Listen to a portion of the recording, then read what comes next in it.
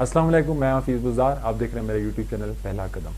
Viewers, آپ لوگوں کی خدمت میں حاضر ہوں ایک نئے موضوع کے ساتھ جس کا نام ہے پاکستان میں معاشی استحکام کی عدم موجودگی اور اس کے اثرات۔ ویورز، پاکستان 14 اگست 1947 کو آزاد ہوا تھا اور آزادی کے ساتھ ہی پاکستان نے اپنا ایک مشن بنایا تھا جس کا نام تھا معاشی استحکام، اور آج 2023 ہے۔ پاکستان کی آزادی کو 76 سال بیت گئے ہیں، لیکن 76 سال بیتنے کے بعد بھی پاکستان معاشی طور پر استحکام نہیں ہو سکا۔ پاکستان آج بھی معاشی اس چکی میں پس رہا ہے جس میں ہم 1947 میں پس رہے تھے۔ پاکستان کے معاشی استحکام کی عدم موجودگی کا اندازہ آپ اس چیز سے لگا سکتے ہیں کہ پاکستان کے سٹنگ پرائم منسٹر جب باہر جاتے ہیں تو بولتے ہیں کہ میں مانگنے نہیں ہے، ہماری مجبوری ہے۔ پاکستان کے معاشی استحکام کی عدم موجودگی کا اندازہ آپ اس چیز سے لے سکتے ہیں کہ پاکستان 9/11 کے بہانے، نیٹو کے بہانے اپنے ہمسائے ملک سے دشمنی بھی مول لیتا ہے، لیکن پیسے لینے کے چکر میں اپنے معاشی استحکام کو ٹھیک کرنے میں، لیکن پھر بھی پاکستان معاشی حالت اس پاکستان کی ابھی تک بہتر نہیں ہوئی۔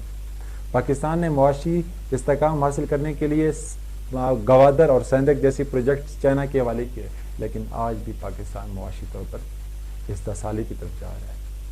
اس کی بہت زیادہ وجوہات ہیں، لیکن سب سے پہلے ویورز میں آپ لوگوں کے ایک روڈ میپ آپ کو دکھاؤں گا کہ پاکستان میں 1947 سے لے کر آج تک 2023 تک کہ پاکستان میں کیا چلتا آ رہا ہے، کہاں پہ ہمارے جو اکانومیکل آپ کہہ سکتے ہیں معاشی طور پر ہم اوپر گئے تھے اور کہاں پہ نیچے آ گئے تھے اور کون کون سی وجوہات تھی۔ 1947 میں ویورز جب پاکستان آزاد ہوا تھا تو جو ہمارے پاس پوورٹی ریٹ تھا وہ 50 to 60% تھا 1950s تک۔ پھر 1960s میں کیا ہوا، بہت بڑی چینج آئی، یہ جو 50 to 60% تھا وہ آ کے ہمارے پاس رکا 18% پہ۔ اس کے بعد 1965 آیا، یہاں پہ پاکستان نے اپنے لیول کی بہت زیادہ بڑی ترقی کی۔ پاکستان کے اگر ایکسپورٹ ٹریڈنگ کی ہم بات کریں تو ترکی، ملیشیا، تھائی لینڈ، انڈونیشیا کا جو کمبائنڈ ٹریڈ تھا اس سے بھی پاکستان کا ایکسپورٹ کا جو ٹریڈ تھا وہ اکیلا زیادہ تھا۔ لیکن اس کے بعد 1971 میں سقوط ڈھاکہ کا جب واقعہ پیش ہوا، جنگ بھی ہوئی، اور ذوالفقار علی بھٹو صاحب جو آئے تھے اور جو آج بھی زندہ ہیں، ان کا جب دور حکومت شروع ہوا تو نجکاری عمل میں لایا گیا۔ نجکاری کی وجہ سے ہمارے گورنمنٹ پہ بوجھ آیا، جتنے بھی ادارے تھے وہ گورنمنٹ کے انڈر آئے، لیکن وہ گورنمنٹ ان کو اس کو چلا نہیں سکا، جس کی وجہ سے پاکستان کی جو معاشی گاڑی اپنے منزل کی طرف جا رہی تھی وہ اپنے پٹری سے ہٹ گئی اور اس کا منزل کھو گیا۔ اس کے بعد ضیاء الحق صاحب آئے تھے۔ ضیاء الحق صاحب نے بھی کوئی خاص اقدام نہیں کیا کہ آؤ یار میں پاکستان کی جو گاڑی کی جو پٹری سے اتر گئی اس کو دوبارہ چڑھاؤں، بلکہ اس کو اسٹیئرنگ کو ایک اور ہی جگہ ٹرن کر کے اس منزل سے اس کو اور زیادہ دور کیا۔ 1991 کی طرف جاتے ہیں، وہاں پہ نواز شریف صاحب آئے تھے۔ میاں صاحب نے ایک لبرائزیشن ریفارمز شروع کیے تھے،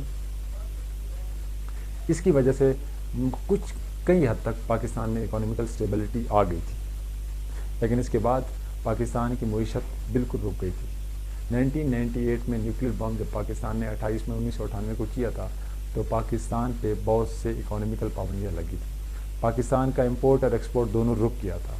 پاکستان کے بارڈرز پہ نہ ہی کوئی چیز اندر آتا تھا اور نہ ہی کوئی چیز باہر جاتا تھا۔ پاکستان کی اکانومی، پاکستان کے جو رننگ انڈسٹریل بزنس جو پاکستان کے انر کنٹری میں تھا اس کے اوپر ڈیپینڈنٹ ہو گئے تھے۔ لیکن 1998 کے بعد جب 1999 آیا، پرویز مشرف صاحب آئے تھے، وہاں پہ پاکستان کے معاشی حالت کا سنہرا دور شروع ہوا۔ پاکستان کے معاشی حالت کا جب سنہرا دور شروع ہوا تو سب سے پہلے 9/11 کا واقعہ ہوا ہے، جس کی وجہ سے پاکستان نے نیٹو کے ساتھ بہت سے معاہدے کیے اور جس کی وجہ سے پاکستان کو بہت سارے قرضے بھی ملے اور بہت سارے عطیات بھی ملے، اور جو ہمارے پاس فارن انویسٹرز تھے وہ بھی پاکستان میں 24% تک بڑھ گئے تھے، اور 11.8 ملین جابز پرویز مشرف صاحب نے کریٹ کیے تھے۔ جی ڈی پی 9% تک گیا تھا، پوورٹی ریٹ 10% گر گیا تھا۔ اس کے بعد آتے ہیں پی پی نے پھر پرائیویٹائزیشن شروع کر دیا تھا، چیزوں کو پرائیویٹائز کیا، گروی رکھا، یہاں تک کہ ہماری پی آئی اے بھی گروی رکھنے کے حد تک گئے تھے، اور یہاں تک کہ یہ بات بھی کہی جاتی ہے کہ جو ہمارا نیوکلیئر بام ہے اس کو بھی گروی رکھنے کا سوچا جا رہا تھا۔ اس کے بعد دوستوں ہم چلتے ہیں نواز شریف صاحب کے دور میں۔ نواز شریف صاحب نے کیا کیا کہ آئی ایم ایف سے قرضے لینا شروع کیے۔ پاکستان کو اس نے ایک ٹریک پہ لے جانے کے لیے ادھر سے قرضہ اٹھاتا تھا، اس میں سے کچھ کھاتا تھا، کچھ لگاتا تھا، اور پاکستانی عوام خوش تھی کہ آؤ یار ہم صحیح مطلب زندگی صحیح چل رہی ہے، مہنگائی نہیں ہے، یہ نہیں ہے، وہ نہیں ہے، لیکن ان کو یہ نہیں پتا تھا کہ آتے ہی ساتھ جو بھی بچہ پیدا ہوگا وہ اتنے لاکھ کا قرض دار ہوگا جب وہ آنکھ کھولے گا پاکستان میں، لیکن اس کو نہیں پتا ہے کہ میں نے یہ پیسے کب لیے، کیوں لیے، کیسے لیے اور کب دینے ہیں مجھے۔ اس کے بعد ویورز آتے ہیں 2022، یہاں پہ ہمارے پاس جو جی ڈی پی ہے وہ 6.19% اور 2009 میں کیا تھی 9%، اتنا بڑا گیپ آ گیا۔ یہاں پہ ہمارے پاس 22% بلو پاورٹی لیولز ہیں پاکستان میں، اور 39.3% مڈل کلاس ہیں، اور بچتا جتنا ہے وہ ہے ہمارے پاس بڑے بڑے جو پاکستان کے سیٹ لوگ ہیں۔ ویورز یہ تھی پاکستان کی جو اکانومیکل جو معاشی ایک آپ کہہ سکتے ہیں ریٹ کہ کب اونچا کب تھا نیچا، ایک گراف تھا آپ کے سامنے میں نے۔ ویورز اب بڑھتے ہیں اسباب کی جانب، آخر وہ کون سی وجوہات ہیں جن کے بارے میں ہم 76 سال سے سوچ رہے ہیں لیکن پھر بھی ہم حل نہیں کر پا رہے۔ ان وجوہات میں سب سے بڑی وجہ، سب سے مین وجہ وہ ہے بدعنوانی، کرپشن۔ سب سے پہلے آپ لوگوں کی نظر ایک شیئر کروں گا، یہ کرپشن کے اوپر ہے کہ ایک سائل مجبور نے رشوت کا لفافہ، ایک سائل مجبور نے رشوت کا لفافہ افسر کو اسد میز کے نیچے سے دیا ہے طرف تماشا کہ اسے میز کے اوپر تختی پہ لکھا ہے کہ خدا دیکھ رہا ہے۔ اس شعر میں تو لکھا ہے کہ خدا دیکھ رہا ہے، لیکن ہر دفتر میں یہ لکھا ہوتا ہے کہ کیمرے کی آنکھ آپ کو دیکھ رہی ہے، لیکن پھر بھی ہر دفتر میں چپڑاسی سے لے کر سیکرٹریز تک، ایس او سے لے کر آپ کے چیف سیکرٹریز تک، منسٹرز تک، منسٹر سے لے کر آپ کے پرائم منسٹر تک، پرائم منسٹر سے لے کر آپ کے صدر پاکستان تک، کرپشن میں سب لوگ ڈوبے ہوئے ہیں۔ سب پہ کئی 100 کیس ہوتے ہیں کرپشن کے، اور وہی لوگ آ کے ہمیں ریپریزنٹ کر رہے ہوتے ہیں۔ ایک چپڑاسی جب اے جی آفس میں جاتے ہو تو آپ اس کو بولو کہ ایک مجھے فائل اٹھا کے دو، تو آپ سے وہ 20,000 اٹھائے گا، 20,000 آپ سے لے گا۔ اس فائل کو کہاں سے اٹھانے میں؟ اوپر والی منزل میں ایک بینچ، ایک جو الماری ہے اس میں آپ کا فائل پڑا ہوا ہے، آپ کو نہیں پتا کہ میرا کہاں پڑا ہوا ہے، لیکن وہ آپ کو چپڑاسی کیا بولے گا کہ آپ کا فائل گم ہو چکا ہے، وہ آپ سے 20,000 روپے لے کے وہ آپ کی فائل آپ کو اٹھا کے دے گا۔ دس از کالڈ ایز کرپشن۔ ایک دودھ والے کے پاس آپ جائیں، آپ بولیں کہ 100 روپے کا مجھے دودھ دیں، وہ آپ کو 95 روپے کا دودھ دے گا۔ ایک سبزی والے کے پاس جائیں، آپ بولیں مجھے 1 کلو یہ ٹماٹر دے دیں، تو اس کے نیچے کیا لگا ہوتا ہے؟ ایک جو ترازو ہے اس کو نیچے کر دیتا ہے۔ تو پاکستان میں بدعنوانی کے یہ حالات ہیں۔ پاکستان میں کرپشن لازمی جزء ایمان کا لازمی حصہ بن چکا ہے، معاشرے کا لازمی جزو بن چکا ہے، اور ہم کرپشن بدعنوانی کو کس بے غیرتی سے بڑے ہمت کے ساتھ سپورٹ کرتے ہیں کہ یار اگر وہ کر رہا ہے تو میں کیوں نہ کروں، اگر وہ کھا رہا ہے تو میں کیوں نہ کھاؤں۔ اور اسی وجہ سے پاکستان کرپشن میں دنیا کا سب سے بڑا دوسرا ملک ہے۔ اس کے بعد ویورز ہم جاتے ہیں دوسری سب سے بڑی وجہ ہے، وہ ہے انسیکیورٹی۔ پاکستان 1947 کو جب آزاد ہوا تھا، پاکستان میں یہ بولا گیا تھا کہ سب آزاد ہیں، چاہے ان کی سوچ ہو، چاہے ان کا مذہب ہو، چاہے ان کی جو بھی لائف سٹائل ہے، وہ سب آزاد ہیں۔ لیکن پاکستان کے آزاد ہوتے ہی پاکستان کے لوگ ذہنی طور پر غلام ہو گئے۔ جب وہ غلام ہو گئے تو وہ ہر جگہ سے ڈر رہے تھے کہ یہاں پہ بھی ہمیں نقصان ہوگا، تو جہاں پہ بھی جاتے تھے لوگ ان کو تنگ کرتے تھے۔ آج بھی جب آپ ایک چھوٹا سا کاروبار کھول لیں، آپ کے سامنے پروٹیکشن منی لینے والے سینکڑوں لوگ آئیں گے۔ یہاں تک کہ بلوچستان کوئٹہ کے اس شہر میں جب آپ یونٹ کھول لیتے ہیں تو پولیس کے کئی constables, S H Os, A S I, sub inspectors آ جاتے ہیں کہ ہمارا حصہ، میڈا حصہ، سادہ حصہ ایتھے رکھ، یا پھر میڈا حق ایتھے رکھ۔ تو پھر یہ سین ہے پاکستان میں کہ ہر جگہ پہ انسیکیورٹی ہے۔ پاکستان میں 2016 میں 18 بلین ڈالرز کی باہر کی انویسٹمنٹ تھی، اور انسیکیورٹی کی وجہ سے اب 2022 میں 1.4 بلین ڈالرز بچ گئے ہیں۔ کتنا بڑا گئے، انویسٹرز آ ہی نہیں رہے۔ اور ریسنٹلی ایک بل پاس ہوا ہے، ابھی میں کل ہی ایک حساب کر رہا تھا کہ 1 لاکھ روپے پہ 18% آپ کا جی ایس ٹی لگے گا، 5.5% آپ کا بی آر اے لگے گا، 8% آپ کا انکم ٹیکس لگے گا، 1 لاکھ پہ آپ کا 38,000 روپے ٹیکس لگے گا۔ اور اگر زمین کا کوئی کاروبار کر رہا ہے تو 1 کروڑ کی اگر زمین لے گا یا دے گا تو 22 لاکھ روپے وہ فیس لے گا۔ اتنی زیادہ انسیکیورٹی میں کون سا کاروباری شخص پاکستان کی طرف منہ کرے گا؟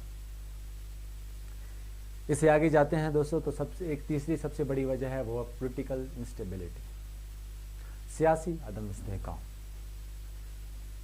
پاکستان کے بننے سے آج تک پاکستان کی کسی بھی ڈیموکریٹک پارٹی نے آج تک اپنا دور پورا نہیں کیا ہے۔ دور کے آنے سے پہلے 2 سے 3 4 5 جماعتیں ایک دوسرے کو گالیاں دے رہی ہوتی ہیں، اور جب کسی کا دور شروع ہو جاتا ہے تو 2 پارٹیاں باہر جاتی ہیں اپوزیشن میں، اور باقی سارے ایک مطلب بن کے کبھی پی ڈی ایم اے کی شکل میں، کبھی ایک تحریک انصاف کی شکل میں آ کے بیٹھ جاتے ہیں۔